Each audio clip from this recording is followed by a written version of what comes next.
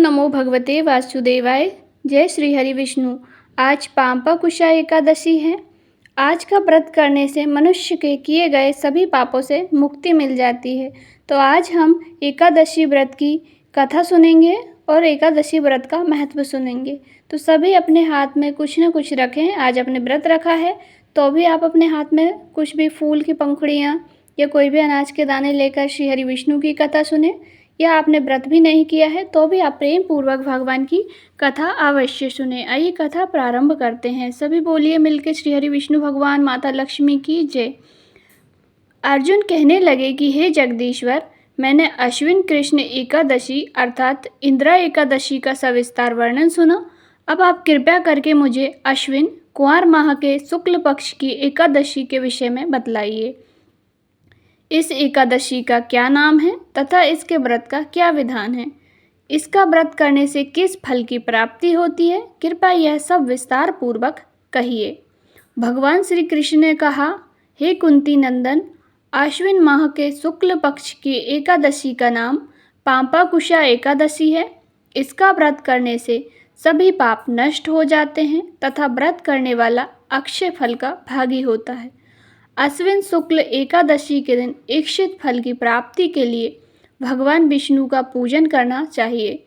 इस पूजन के द्वारा मनुष्य को स्वर्गलोक की प्राप्ति होती है। हे अर्जुन, जो मनुष्य कठिन तपस्याओं के द्वारा फल की प्राप्ति करते हैं वह फल इस एकादशी के क्षीर सागर में शेषनाग पर शयन करने वाले भगवान विष्णु को नमस्कार कर लेने से मिल जाता है और मनुष्य को यम के दुख नहीं भोगने पड़ते हैं।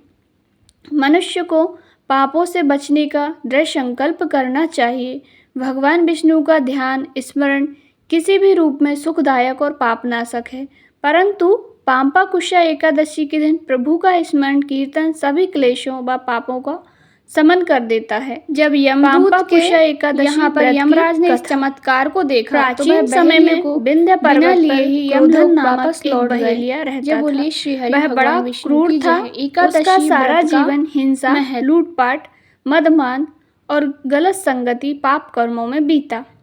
जब उसका अंतिम समय आया तब यमराज के दूत बहेलियों को लेने आए और यमदूत ने बहेलिये से कहा कि कल तुम्हारे जीवन का अंतिम दिन है, हम तुम्हें लेने आएंगे। यह बात सुनकर बहेलिया बहुत भयभीत हो गया और महर्षि अंगिरा के आश्रम में जा पहुंचा और महर्षि अंगिरा के चरणों में गिरकर प्रार्थना करने लगा, हे ऋषिवर, हे महाराज, मैंने जीवन भर पाप कर्म ही किए हैं। आप कृपया कर मुझे कोई ऐसा उपाय बतलाएं जिससे मेरे सारे पाप मिट जाएं, सारे पाप नष्ट हो जाएं और मुझे मोक्ष की प्राप्ति हो जाए। उसके निवेदन पर महर्षि अंगिरा ने उन्हें अश्विन माह की शुक्ल पक्ष की पांपकुशा एकादशी का व्रत विधि पूर्वक व्रत करने को कहा।